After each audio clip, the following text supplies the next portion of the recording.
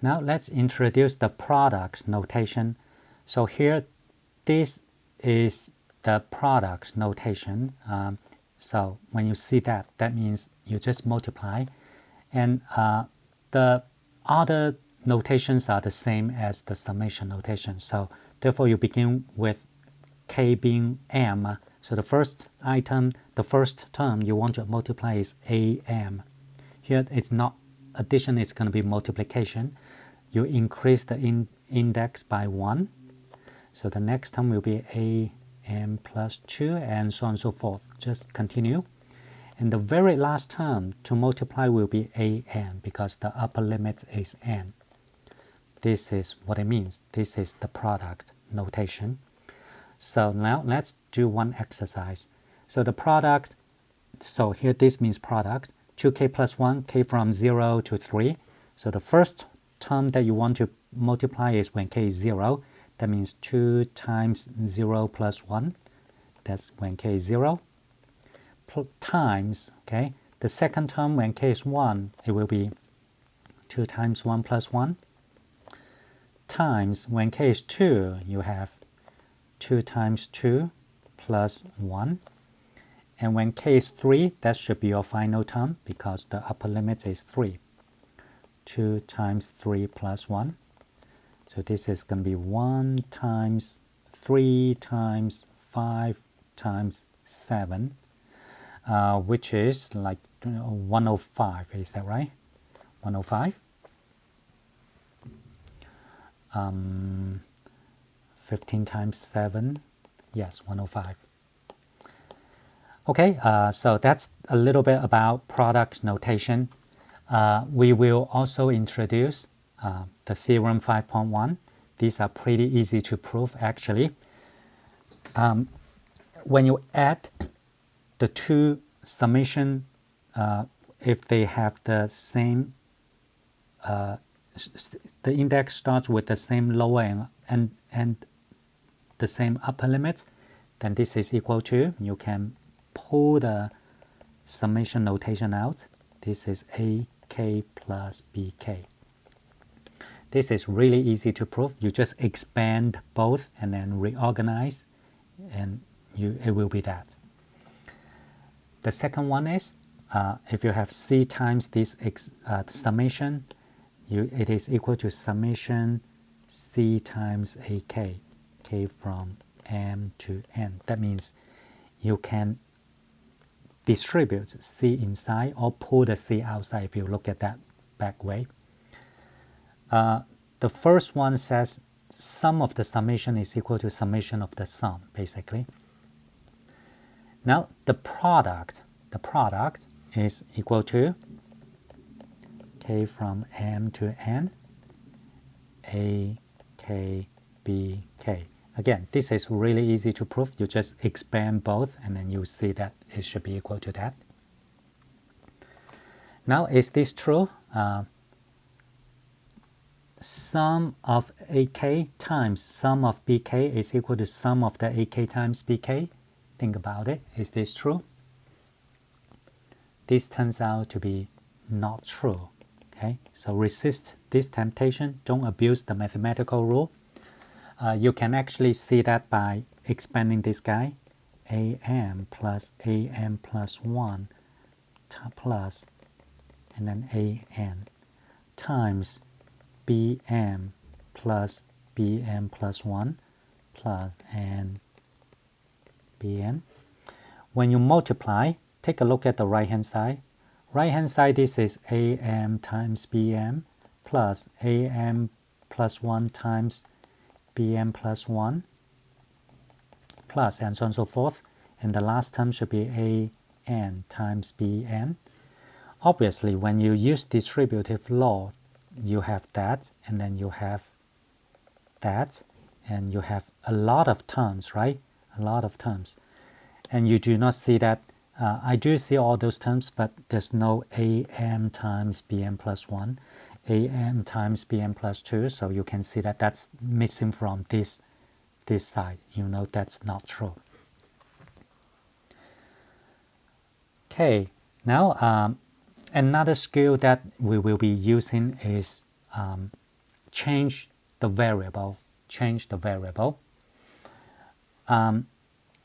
Earlier we mentioned that sometimes the index is actually index of a summation is called a dummy variable because you can change that, use any letter you want, and this result will be the same. As long as they have the same structure, they represent the same thing. So that's a dummy variable. This is just like if you have a function f of x equals x squared and f of t equals t squared, they represent the same function. If you graph that, they're identical. So here t is actually a dummy variable. So that's the same idea. Now we want to be able to change variable as follows. So here, the reason we want to change variable because sometimes we don't want to work with that index. We want to work with the index, start with another number. So in that case, a change of variable can do that, can achieve that goal. So here, the dummy variable is k. Let's change to j, where j is defined to be k plus 1. Why k plus 1? Because just think about this. When k is 0, k starts with 0, right? So that's why I begin with when k is 0. What is the j? J is equal to 0 plus 1, which is 1. And k, the index, ends at 7, so when k is equal to 7, the j is equal to k plus 1, which is 7 plus 1, which is 8. Now, also, because j is equal to k plus 1, this implies k is j minus 1. You just subtract 1 from both sides, then that's what you have. So once you have done all this preliminary work, okay, now we can do the change of variable. So now summation k from 0 to 7, negative 1 raised to power k over k plus 1. Now can be written as, instead of using the k, we are going to use the j now. When k is 0, it's equivalent to j being 1. So j will begin with 1 in this case. When k is 7, that's equivalent to j being 8. So the upper limit will be 8. And for the summand, you're going to have negative 1 raised to power k. You should not have any k. You should replace the k in terms of j. And what is k? K is j minus 1. So j minus 1. And the bottom is k plus 1. So what is k plus 1? K plus 1 is exactly equal to j, right? Or you can just plug in k in here. K is j minus 1, j minus 1 plus 1, which is j. So therefore, this is going to be j.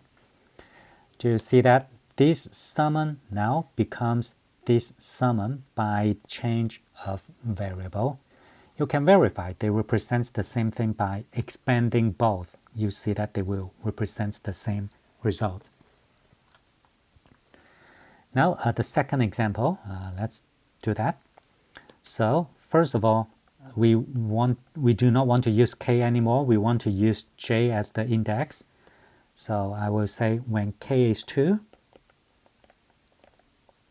and my j value will be 2 minus 2, which is 0.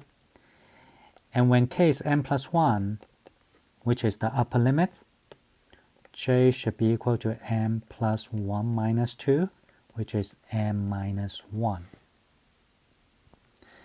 Now, from this relation, j is k minus 2, this implies k is j plus 2. Just add 2 to both sides. Now we are ready to do the change of variable. So the original summand, the summation, n minus k plus 2, becomes summation. You don't use k anymore, you use j equals 0. That's when k is 2, j is 0. The upper limit, instead of n plus 1, you need to change to n minus 1. And the summand is n minus, what is the k? What is the k? This is the k. K is j plus 2. That's the k. That's the k. And of course, plus 2. We basically just do the substitution. And let's simplify. This is equal to summation j from 0 to n minus 1. And again, this is m minus j. Here this is minus 2 and then plus 2, they cancel out. So basically I end up with m minus j. So after changing the variable, that's what we have.